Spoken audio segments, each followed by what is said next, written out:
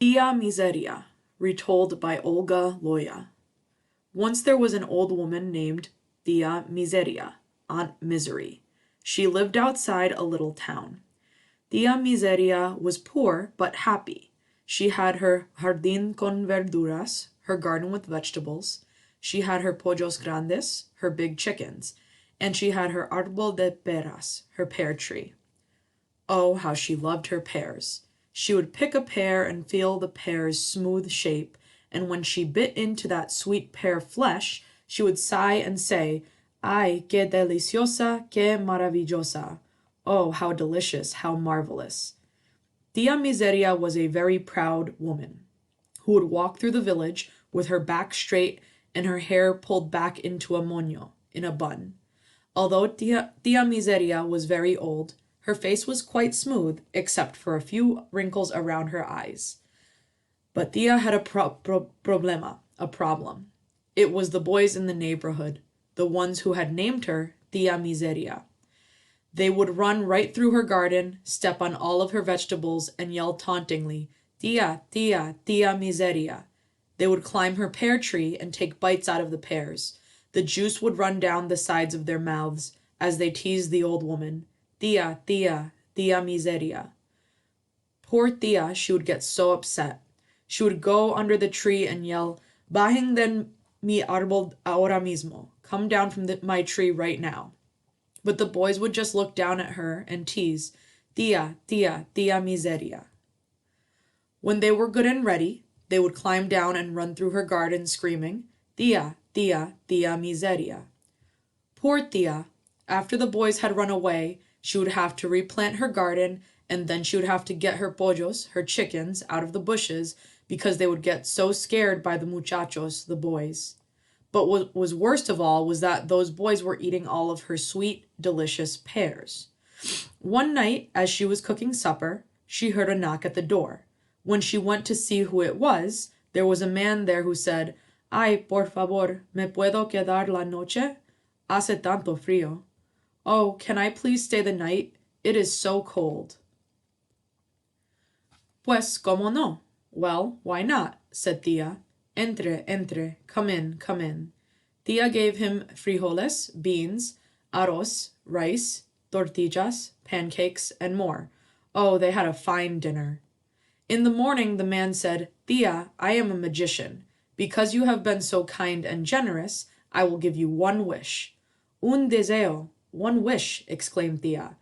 Let me see. Maybe I will wish for plata, for silver? No, maybe I will wish for oro, for gold. Then she stopped and smiled a very big smile and said, I know what I want. Once someone is in my pear tree, they cannot come down until I say some magic words. Fine, said the magician. He said goodbye and went walking down the road. That day the muchachos came to the house. They came running through the garden yelling, Tia, Tia, Tia Miseria. They climbed the tree and picked pears and took one bite of the pears and then threw the pears at the chickens and the cats. The boys threw the pears all over the garden.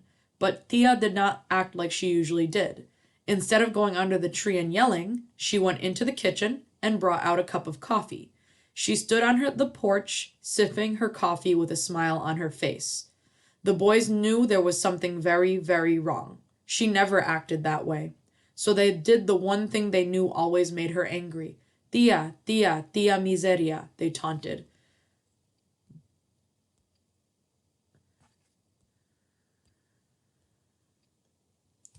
But Tia just smiled and sipped her coffee. She said, Muchachos, come down from the tree. The boy said, No estamos listos. No, we are not ready. When the boys tried to come down from the pear tree, they couldn't. The magic spell was on. The muchachos cried out to her, Por favor, déjanos bajar. Please let us down. Tia smiled, sipped her coffee, looked at the boys, and said, No. The boys called out to her again, Por favor, please let us down. It is getting late. Tia was enjoying this very much. She looked, took a sip of her coffee, smiled, and said, No. Oh, the boys cried, begged, and pleaded. Finally, Tia went under the tree and said, "If I let you out of that tree, will you promise me never to come back?" The boys responded immediately, "Sí, yes." So she said her magic words, "Bajen, bajen, bajen de mi árbol." Come down, come down, come down from my tree. The boys climbed down that pear tree as fast as they could. When they were down, they ran through the garden, and they did not return. Now Tia was very happy. She had her garden, her chickens were safe, and now she had her precious árbol de peras, her pear tree. One night, as she was cooking supper and thinking about everything that had happened, she heard a knock at the door. She thought, "Ah, mi amigo volvió. Oh, my friend has returned." She went to the door, and there was a man there. But he was not her friend. He was a tall, thin man, and when she looked into his eyes, it was like falling into a deep, dark hole. She felt a shiver come over her body, and she stepped back. The man stepped toward her, looked deep into her eyes, and said in a deep, raspy voice, "Yo soy la muerte y he venido por usted." I am death, and I have come for you. Tía Miseria said, "Pues yo sabía que iba a venir." Well, I knew you were going to come. But before we go, let us take a few pears with us. Death said, "No, no, I have a big list of people to pick up tonight. I have no time." But Thea would not stop talking about her pears, how wonderful and delicious they were to eat. Finally, he could see he wasn't ever going to get out of there. So he said, "Go and get some pears. I want to leave." But Thea replied, Yo soy una viejita. Me? I am a little old lady. Look at you. You are tall and lanky, and besides, you look like you could use a pear or two. Death was so exasperated that he said, "Oh, all right, I'll go and get some pears." So he climbed the tree and picked some pears. He picked a few here and a few there, and soon he was ready to climb down. But he could not get down. Oh, Death called Thea the most terrible things you have ever heard, and probably some things you have never heard. But she didn't mind. She just said to him, "Throw me a pear, why don't you?" She left him up there for a day, a week, a month, a year. Finally, the village priest came by and said, "Please let Death down. No one is coming to church because they know they are not going to die." Thea just looked at the priest and shrugged her shoulders. Then the undertaker came by and said, "Por favor, please, let Death down. I have no work, and my children are hungry." Thea looked at the undertaker and said, "Change your trade." But finally her very oldest friend came by, and she said in a slow, halting voice, "Por favor, déjalo bajar. Estoy muy cansada y me quiero ir. Todo me duele. Por favor, me quiero morir." Please, let him down. I am very tired and I want to go.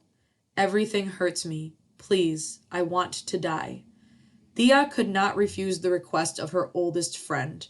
She went under the tree and looked up at Death and said, "Death, if I let you down, will you promise me that you will never come back for me?"